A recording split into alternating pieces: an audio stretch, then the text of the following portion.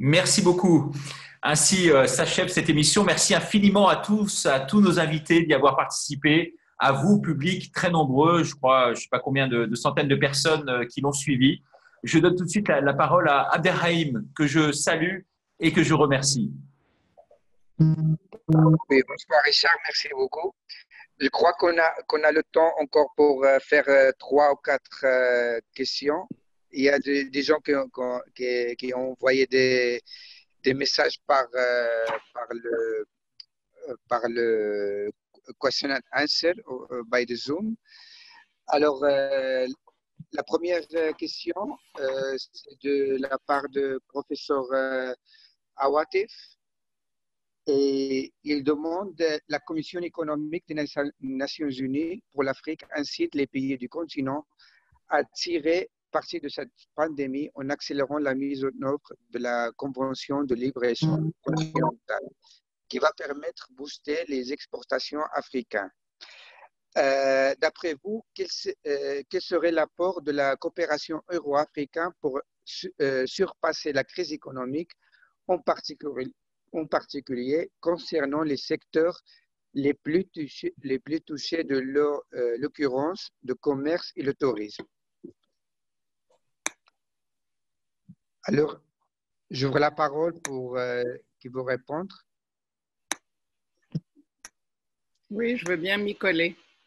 Abderrahim, j'ai levé la main. OK. À vous, Assina.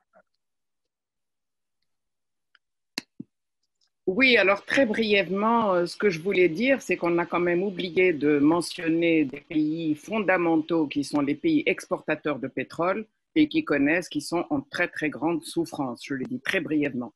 Or, hélas, cette zone économique est extrêmement prometteuse, à l'image de l'agenda 63, mais elle pose encore problème pour des pays comme le Nigeria, qui est quand même le géant aussi en Afrique et qui a encore des réserves et qui ne veut pas y aller trop vite. Mais il est tout à fait clair que la zone de libre-échange représente une voie importante pour l'amélioration des échanges et surtout pour activer la coopération sud-sud à condition qu'on arrive à trouver justement des compromis autour des grandes questions. Alors l'apport justement de la coopération euro-africaine dans ce domaine, il est tout à fait clair que l'ouverture appelle l'ouverture et que s'il y a un marché beaucoup plus important dans des niches importantes, ça sera vraiment du win-win, mais à condition que ce soit vraiment bien étudié, parce que les pays les plus fragiles et comme les pays les plus importants et les plus costauds ont encore des réserves. Ce n'est pas encore tout à fait gagné. Ça a été signé, c'est sur le papier, mais maintenant, il faut la mettre en œuvre car elle peut effectivement accélérer l'intégration de l'Afrique. Moi, je suis tout à fait pour, car elle va conforter aussi le multilatéralisme et pas seulement un bilatéralisme, et améliorer même, je dirais, le régionalisme et le sous-régionalisme, parce que ça va augmenter l'échelle pour beaucoup de petits marchés. Merci beaucoup, Assia. Deuxième question, il y a de part de Hatim El-Othmani.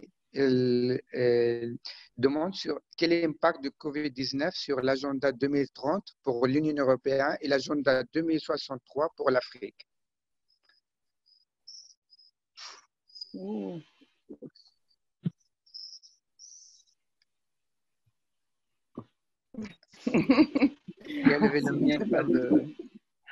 n'y a pas de candidat pour répondre. Moi, je peux dire deux mots parce que je travaille beaucoup sur les SDG. Si vous me donnez la parole, Abderrahim, pardon de la monopoliser, si je peux.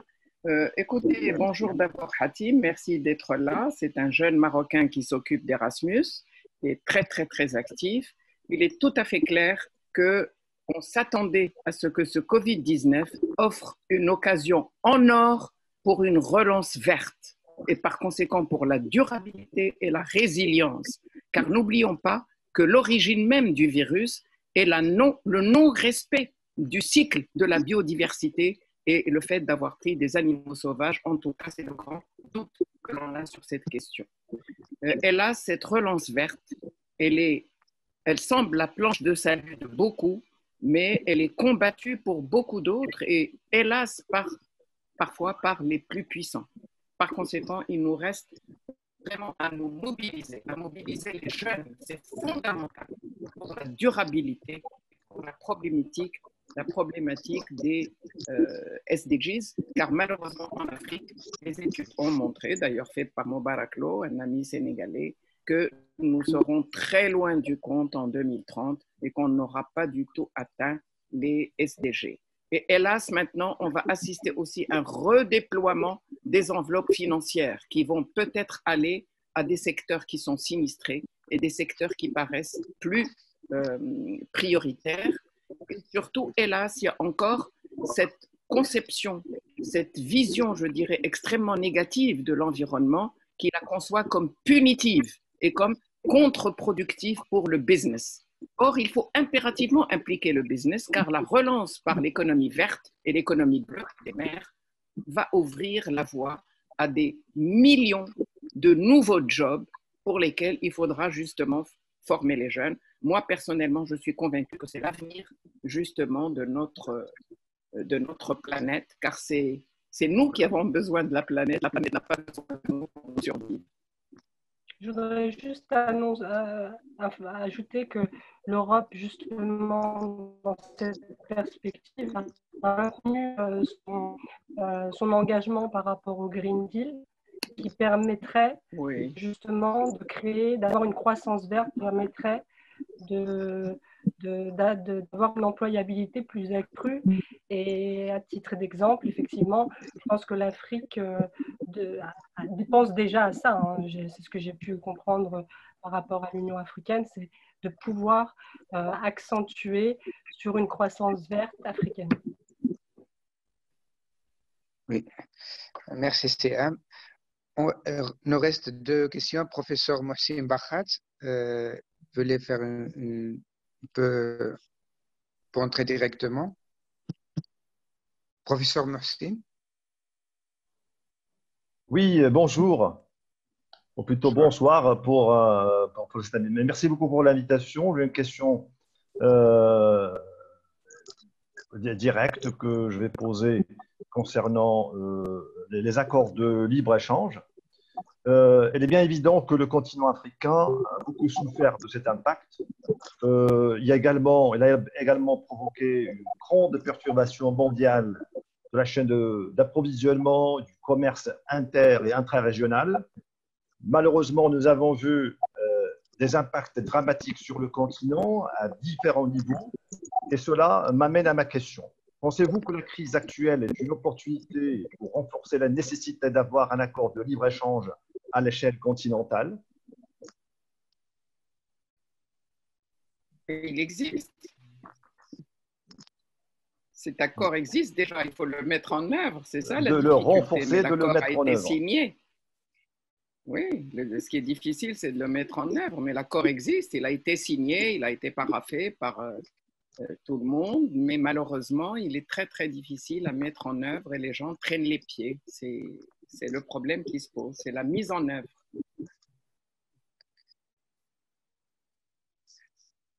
Il reste deux questions, Abdullah Azmami et Kouaram. Alors, bonsoir. Bonsoir à tous et toutes. J'espère que vous portez bien. Donc, je me présente d'abord. Je suis Azmam Abdullah, étudiant marocain en M2 CCA à la faculté de Bni Mellal. Donc, alors, ma question est destinée principalement à Madame Ben Saleh et aux autres intervenants s'ils veulent mettre le point sur ce point-là. Donc, on sait bien tous que cette pandémie du Covid-19, je sais ce que vous m'entendez bien ou pas? Oui. Oui, on vous entend. Oui, allez-y. On sait tous que cette pandémie du Covid-19 a touché négativement un ensemble de facteurs socio-économiques dans plusieurs secteurs et dans l'ensemble du monde. Ma question est, est-ce que cette crise sanitaire, malgré toutes ces circonstances négatives et son impact catastrophique surtout sur l'économie des pays du continent africain, malgré cela, est-ce qu'on peut pas considérer cette pandémie est une occasion qui va pousser les États à donner plus d'importance à des secteurs qui sont vitaux tels que la santé et l'enseignement entre autres. Et que cette crise va nous aider à revaloriser nos systèmes et par la suite à travailler et investir de plus que d'habitude pour les développer encore mieux contre des crises pareilles dans le futur. En bref, est-ce que vous ne voyez pas des points positifs derrière cette crise sanitaire? Merci beaucoup à vous. À vous, Assia. Oui, oui, puisque la question m'a été adressée très, très brièvement, dans la scène internationale, les crises ont toujours été porteuses de créativité et de solutions, de recomposition et de rupture. Nous avons vu, les Nations Unies, on les doit à la Deuxième Guerre mondiale, et après des événements dramatiques, il y a toujours une créativité et un besoin de remettre la machine en marche. La grande question, c'est comment on va le faire, avec quels outils. Les États vont-ils augmenter leur emprise ou alors au contraire vont-ils le desserrer et quelles vont être les priorités? Alors il est tout à fait évident que ce qu'on qualifie maintenant des secteurs de l'économie de la vie vont avoir la préséance, à savoir bien sûr le secteur sanitaire, mais pas seulement, l'alimentaire, l'agroalimentaire et les services de transport, etc. Il y en a un certain nombre et bien entendu l'éducation est tout à fait centrale. Le grand problème, c'est comment on va le faire. C'est toute la problématique. N'oubliez pas que dans le monde maintenant, vous avez aussi une compétition entre des systèmes qui sont antinomiques. Le modèle chinois qui veut augmenter l'emprise sur les populations, et il voulait d'ailleurs vendre son système de gestion de crise autoritaire en se prévalant que cela avait mieux réussi, et le système plus libéral, mais qui évidemment se fait souvent au détriment de la dimension sociale et de la dimension du bien-être des citoyens. Donc moi je pense qu'il faut trouver des compromis et surtout privilégier l'approche sociétale parce que c'est d'abord l'investissement dans l'homme et pour l'homme que l'on trouvera les solutions et que l'on pourra trouver les compromis. C'est tout le problème, c'est au business de faire ça. Or, le marché a démontré son incapacité à avoir la réponse. Nous avons des paradoxes. Il y a des montagnes de liquidités et pourtant, l'économie est en miettes. Et nous voyons des restructurations se faire au niveau des mastodontes de Wall Street qui se portent très bien et nous allons voir des sociétés, des petits PME et des qui sont en faillite et qui vont disparaître, et les individus. Donc, vous voyez qu'on ne peut pas laisser le marché faire tout seul. C'est impossible, il ne peut pas représenter la réponse. Et le business doit trouver des moyens de devenir éco-friendly. Et c'est fondamental. Donc, c'est toute la problématique. Comment inventer le citoyen de demain qui soit à la fois en paix avec la diversité biologique et avec la diversité culturelle et la diversité humaine et par conséquent privilégier l'homme et le remettre au centre du développement. Et ce n'est pas un hasard si nous, au Maroc, nous sommes en train de réfléchir à ce nouveau mode et modèle de développement et qui sera évidemment impacté par ce que nous vivons aujourd'hui pour le Covid-19 et surtout le Maroc qui a été obligé de choisir et de trancher dans le vif. Nous avons beaucoup de secteurs sinistrés, comme beaucoup de gens, l'aéronautique, la Royal Air Maroc est par terre, le secteur du tourisme qui est fondamental et l'un des piliers, les transferts de notre communauté émigrés qui également vont s'effondrer, le phosphate qui se porte encore bien, et puis surtout nos niches d'exportation, comme le secteur automobile et tout, qui sont malmenées. Donc, il est tout à fait clair qu'il faut repenser et retrouver des modes viables. Et c'est bien pour cela qu'on a besoin d'un effort collectif d'innovation et de changer les règles du jeu et d'améliorer précisément la position de l'homme et de le remettre au centre du développement. Merci beaucoup, Assia. Et la dernière question, c'est de la part de Kouaram. Merci beaucoup, si Oudrasi. Voilà, donc je m'appelle Younes Karam, je suis professeur à l'AFP de Millau, département d'économie-gestion. Donc, merci à tous et à toutes pour les interventions, donc, pour la qualité, et j'insiste sur en majuscule de vos interventions. Alors, la crise signifie en quelque sorte l'indécision. Et les difficultés, c'est le moment, ou plutôt, enfin, je peux dire que la crise, c'est ce moment-là où, en même temps qu'une perturbation, donc, surgissent des incertitudes. Et vous avez beaucoup insisté sur le mot incertitude. C'est la caractéristique majeure de la crise. Je peux, dans ce sens, paraphraser Edgar Morin. Il dit « Il s'agit aujourd'hui d'approfondir la crise de la conscience pour faire émerger la conscience de la crise. » Dans un article donc tout frais paru dans Le Monde, Edgar Morin, dans ce sens, dit que cette crise nous pousse à nous interroger sur notre mode de vie, sur nos vrais besoins masqués dans les aliénations donc, du quotidien. Donc, c'est ce que doit... Non, c'est une question, je suis en train de faire rien. Je vais directement donc à la question, mais je pose le contexte. Oui. Ma proposition, et vous me dites tout simplement si vous êtes d'accord avec moi dans ce sens-là, cette pandémie donc nous pousse à la réflexion, à questionner dans ce sens donc l'équité, la transparence, l'éthique de nos actions et des relations donc entre pays et également entre continents. Est-ce que vous ne voyez pas que l'Afrique et également le Maroc, comme tout pays, donc, doit revoir ses relations commerciales immédiatement et envisager tous les scénarios possibles en prenant en compte plusieurs paramètres tels que le renchérissement donc, des prix, le rallongement des délais de livraison, les perturbations donc, des chaînes de production, etc.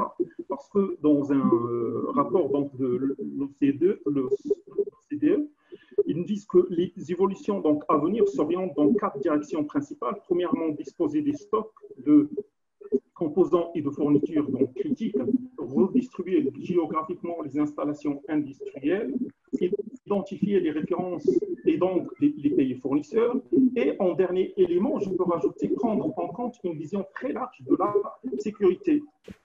Est-ce que vous ne pensez pas qu'en gros, l'Afrique doit s'inscrire dans le multilatéralisme et donc dans une politique de diversification des risques? Et merci.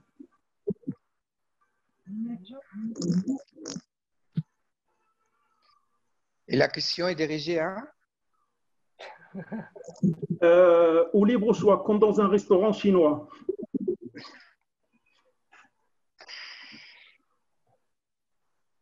Merci. Alors, les participants ont le choix pour répondre. Je pense que l'Afrique est déjà dans le multilatéralisme, mais dans le sens inverse, dans le sens où il y a plusieurs pays qui convoitent l'Afrique. Il y a la Chine, il y a la Russie, il y a la Turquie, les États-Unis qui envisagent des accords de libre-échange avec certains pays africains, dont le Kenya. Il y a l'Europe. Sauf qu'aujourd'hui, avec cette crise, beaucoup de pays, je pense, à mon sens, vont s'évincer parce qu'il y a une contraction économique déjà dans leur propre pays. Donc, l'intérêt aujourd'hui, c'est déjà que l'Afrique elle-même puisse déployer sa stratégie de développement par sous-région, pourquoi pas, ou globale en créant des chaînes de valeur en fonction des régions.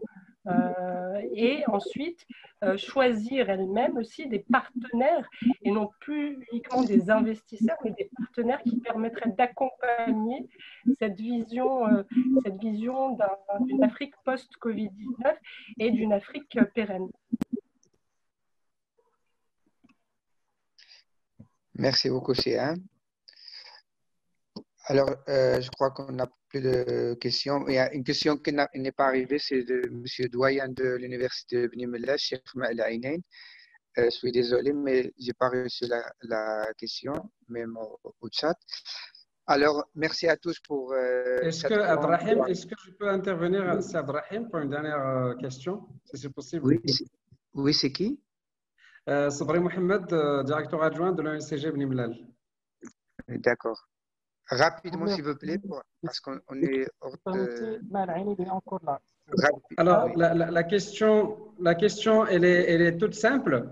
On constate, alors d'abord, merci les organisateurs de cette conférence, merci beaucoup à tous nos chers conférenciers pour la qualité des informations et de l'échange.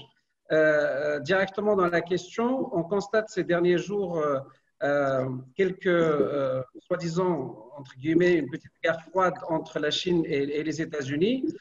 La Chine qui devient de plus en plus une puissance mondiale, surtout économique, etc. Oui, professeur Sabri, mais directement la question, s'il vous plaît. La question, elle est là. Est-ce que vous ne voyez pas que l'Europe et l'Afrique est une occasion de profiter de cette soi-disant guerre froide entre la Chine et les États-Unis pour normaliser davantage et nouer davantage des partenariats gagnant-gagnant entre l'Europe et l'Afrique? Merci. Merci, professeur Sabri. Pour répondre, il y a un candidat pour répondre à M. Sabri. Je dirais peut-être en m'appuyant sur les interventions des autres invités. Je dirais que l'approche que devrait avoir l'Afrique n'est sans doute pas une approche réactive, c'est-à-dire qui serait basée sur des circonstances externes qui devraient guider sa politique de développement dans les années à venir.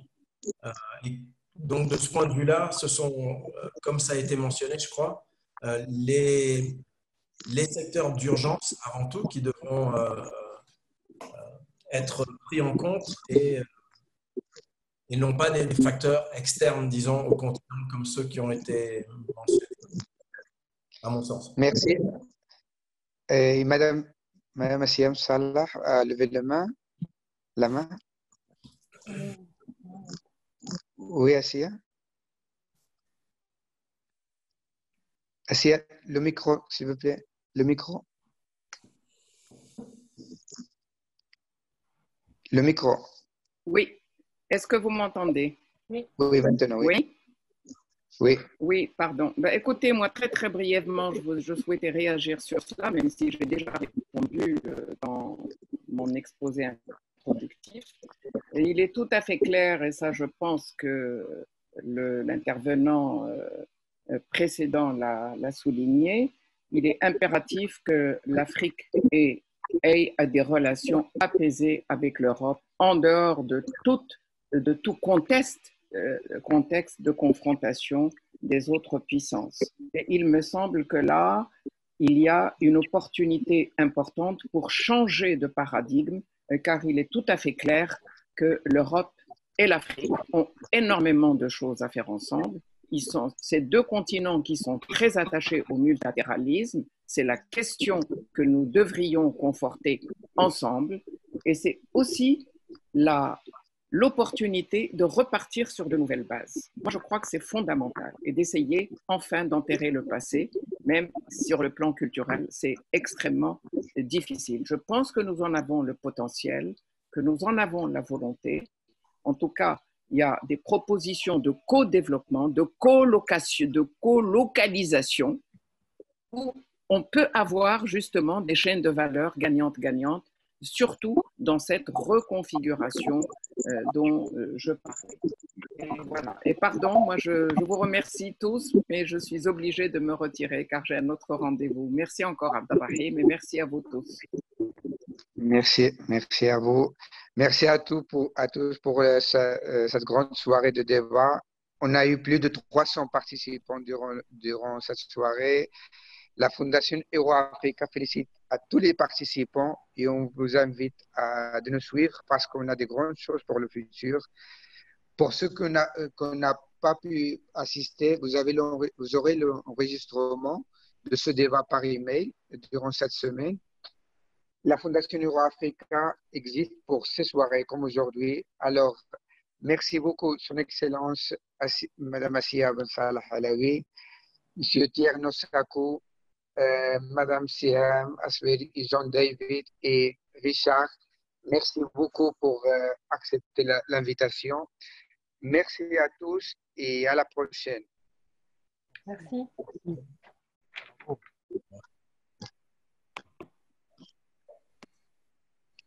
Voilà, merci à vous tous. Au revoir. Au revoir, bonne nuit. Au revoir. Au revoir, merci. Merci, au revoir.